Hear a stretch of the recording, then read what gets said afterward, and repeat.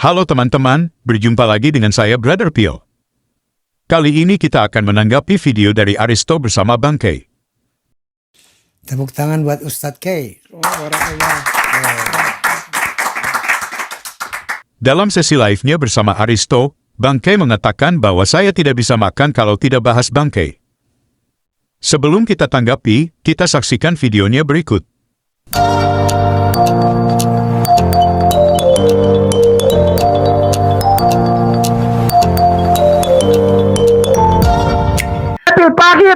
Pil pahit, lu nggak punya modal lo, ngulas-ngulas gua. Orang Islam nggak pusing. Dengerin, ini khusus untuk pil pahit ya, pil pahit. Gua bilangin sama lu ya, manusia yang nggak ketahuan, manusia goib. Gua bilangin sama lu, pil pahit, lu manusia goib di Indonesia, nggak ada yang tahu siapa lu. Banci, cemen, banci cemen. Pakai rok aja lu, pakai rok. Kalau nggak lu pakai topeng Doraemon tuh. Pakai topeng Doraemon tuh. Pakai nanya gua, emang diakuin Isa. Pala lu bau menyan. Orang aja nggak tahu lu siapa, pakai nanya-nanya. Emang tahu Isa, tahu Muhammad. Lu aja nggak ketahuan, pakai nanya gua lu. Lu aja nggak ketahuan, urus diri lu sendiri. Lu tuh nyari duit dari YouTube dengan mereaksi video gua. Kalau gua nggak naikin video, lu nggak punya modal. Lu nggak punya modal, pil pahit, kartu mati lu, katro. Nggak ada ilmu lu, nggak ada ilmu. Pil pahit, lu nggak ada ilmu. Kita sudah saksikan bersama pernyataan Bang K. Sepertinya Bang K ini tidak punya kaca di rumahnya. Secara tidak sadar Bang K mengakui bahwa yang memulai membicarakan soal kekristenan adalah Bang K. Karena kalau Bang K tidak bahas kekristenan, tentunya channel Pil Pahit tidak ada. Karena menurut logika Bang K, kalau Bang K tidak buat video saya tidak ada bahan. Hal kedua yang kita tanggapi adalah, dengan standar yang sama, berarti Bang K dan Aristo tidak bisa makan kalau tidak bahas kekristenan. Pernahkah kalian lihat Bang K dan Aristo bahas soal Quran dan hadis? Bahkan tidak pernah sama sekali. Mereka ini laku karena bahas kekristenan. Coba Bang K bahas Quran dan hadis, saya yakin penontonnya tidak sebanyak saat dia bahas Alkitab. Coba kita flashback kepintaran Bang K dan Aristo. Jadi kalau saya ditanya, beliau Rasulullah bisa membaca atau menulis atau buta huruf atau tidak? Tidak. Beliau orang cerdas. Bagaimana mungkin menghafal setiap titik dan iota, setiap lengkungan huruf itu? Beliau hafal, dan bayangkan lebih dari 6.000 ayat. Berapa huruf itu? Dan beliau dipercayakan itu. Beliau buta huruf enggak? Enggak lah. Orang beliau ucapkan, tapi menulis dan membaca tidak bisa. Beliau buta huruf enggak? Enggak lah. Orang beliau ucapkan, tapi menulis dan membaca tidak bisa.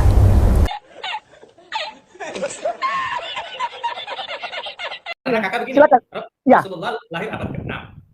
Iya. Dan Dr. Bambang Nursena, Injil Barnabas, ditulis pada abad ke-11. Berarti Rasulullah usia 5 tahun. Nah, Iya. Enggak, abad 11. 5 tahun bagaimana? Rasulullah lahir tahun 571 Masehi. Ya. Menurut yang terhormat Bapak Pendeta Bambang Nursena, itu Injil Barnabas itu adanya abad 11. Jadi tahun 500 ke tahun 1100. 1100, oke. Ya kan? Nah, berarti nggak ada hubungannya dengan Rasulullah gitu kan. Oh, enggak ada ya, betul-betul. 2 jam kemudian. Bambang Nursena bilang, teks yang ditemukan itu ditulis pada abad ke-11. Nabi Muhammad lahir pada abad ke-6. Berarti Nabi Muhammad sampai ke abad ke-11 berusia 5 tahun berarti. 5 tahun nggak nyambung saya. Gitu loh. Jadi, ya kan? Pintar. Ya berarti kita tidak usah kajian. Semuanya sudah dapat. Cerdas kan? Gimana kalau mereka bahas Quran dan hadis? Kita lanjut. Kamu menyembah apa yang kamu sembah dan bukan yang aku sembah. Kamu beribadah kepada sesuatu yang kamu ibadahi dan bukan kepada apa yang aku ibadahi. Bagimu agamamu, bagiku agamaku. Gitu maksudnya. Loh, kalau udah tahu gitu kenapa kayak nama sama Yesus sama Aditya usik-usik terus agama kami. Hujat-hujat agama kami, pala lu bamenyan. pala lu bawa menyan. Kalau lakum didukum waliyadin itu hapus semua istilah Quran di dalam Bible. Iya, betul. Kami nggak akan ganggu-ganggu kamu lagi. Kami nggak akan ganggu-ganggu kamu lagi. Orang Kristen takut ketahuan bahwa mereka bukan agama Abrahamik. Pelan-pelan. Orang Kristen terpaksa meniru-niru Islam. Ka'bah malam ini jadi tema ya. Ka'bah. Ditiru istilah itu diambil. Zakat tadi malam. Ya kan? Istilah itu diambil sama mereka. Allah diambil sama mereka. Rasul diambil sama mereka. Amin diambil sama mereka. Apalagi Nabi diambil sama dia. Soleh diambil sama dia. Apalagi Alkitab itu ngambil dari Al-Quran. Supaya apa? Supaya orang Islam tidak cari tahu bahwa sebetulnya agama Kristen ini bukan agama Abrahamik. Catat. Bante katakan bahwa mereka akan berhenti bahas Kristen kalau istilah-istilah Islam dalam Bible sudah dihapus. Dan dia juga katakan bahwa Kristen meniru atau mengambil istilah Islam seperti Allah, zakat, Alkitab, dan lain-lain. Kembali lagi, Bangke mainnya kurang jauh.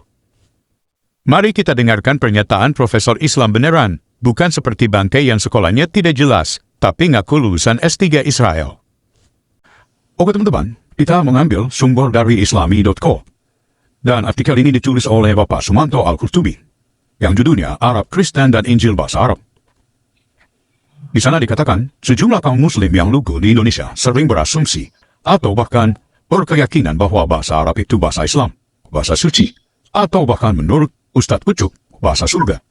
Tetapi, pada saat yang sama, lucunya, mereka mengkafirkan dan menarakakan Kristen dan Yahudi, atau non-Muslim secara umum.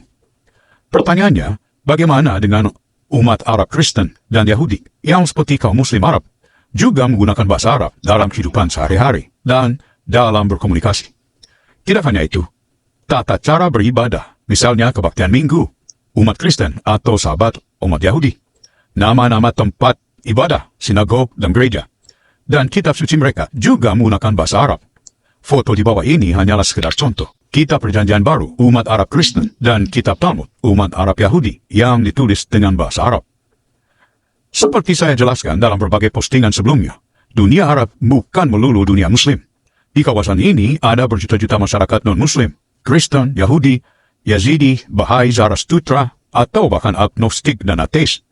Data dari Liga Arab misalnya menyebutkan ada sekitar 20 juta warga Arab yang memeluk Kristen.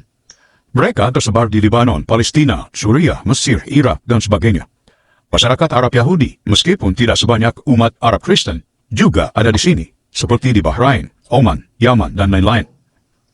Karena Arab adalah bahasa mereka, maka umat Arab Kristen dan Yahudi ini juga bertutur sapa dan berkomunikasi dalam kehidupan sehari-hari, juga menggunakan bahasa Arab. Seperti kaum Muslim. Mereka juga bilang, Allahu Akbar, Insya Allah, Masya Allah, Assalamualaikum, Bismillah, Alhamdulillah, Syafaka Allah. Lah, iya dong, pakai bahasa Arab. Masa mereka bilang Sampurasun, Sugeng Penjing, Selamat Pagi, dan sebagainya? Sudah tentu bahasa Arab mereka jauh lebih fasih ketimbang para Arab KW, yang genit, suka berantum-antum, dan berahi uti itu. Jadilah umat Islam yang cerdas dan dewasa dalam berpikir dan bertindak. Perbanyaklah turisme intelektual, supaya wawasan keagamaan dan keislaman kita semakin bergizi, sehingga diharapkan semakin toleran dalam bersikap dan bertindak di masyarakat yang mendebuk ini. Jangan cuma wisata rohani dan berfoto-foto di tempat-tempat suci melulu yang dibesar-besarkan. Jabal Dahram, Arab Saudi. Yang menulis artikel ini adalah Bapak Sumanto Al-Qurtubi, Profesor Islamic Studies di Universitas di Saudi Arabia. Kita sudah dengarkan bersama bagaimana istilah-istilah yang Bangke klaim sebagai istilah Islami. Ternyata di tanah asalnya dipakai semua agama. Jadi Bangke sebenarnya hanya kurang piknik dan mainnya kurang jauh. I'm Christian Adam, which means nobody thinks we actually exist. I'm Christian Arab, which means we use the word Allah. I know! I'm Christian Adam, which means some of us wear veils when we pray too. Tadi dia juga bilang, kalau orang Yahudi tiap hari meludahi orang Kristen. Kembali bangkai kurang literasi. Dia tidak tahu kalau orang yang meludah tersebut sudah ditangkap oleh polisi Israel. Oke teman-teman, demikian tanggapan kita terhadap pernyataan bangkai dan babysitternya Aristo. Terima kasih untuk dukungan teman-teman. Tuhan Yesus memberkati. Sekali lagi nama saya Kainama, saya biasa dipanggil Kay. Yo, yo, yo, bro, pill in the house. Yo, yo, yo, bro, pill in the house. Sekali lagi nama saya Kenama saya biasa dipanggil K. Saya adalah mantan pendeta. Saya lulusan STT Jakarta. Saya juga pernah sekolah S2 di Belanda. Tidak hanya itu, saya lanjutkan sekolah PhD di Israel. Tapi the same you are bohong. Dia adalah seorang pendeta sebelumnya yang menjadi mu'alaf dengan nama pendeta yaitu Agustinus Christoffel Kainama. Ya. Kemudian ketika beliau berganti agama menjadi Islam, menjadi seorang mu'alaf, beliau mengganti namanya menjadi Ahmad Kainama.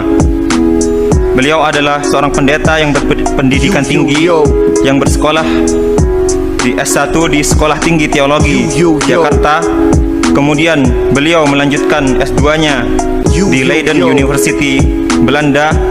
Kemudian tak sampai di situ, beliau terus meneruskan pendidikannya di S3 di Tanakh Biblical Studies, Haifa, Israel, dengan mengambil bidang minat Holy Scriptural Biblical. Sekali lagi nama saya Kenama saya biasa dipanggil K. Saya adalah mantan pendeta. Saya lulusan STT Jakarta. Saya juga pernah sekolah S2 di Belanda. Tidak hanya itu, saya lanjutkan sekolah PhD di Israel. Tapi the same you are bohong. Tapi the same you are bohong. Ha ha ha. Aku bukan mantan pendeta, tidak pernah sekolah keluar, aku tidak pernah sekolah teologi, tidak pernah tahu apa-apa.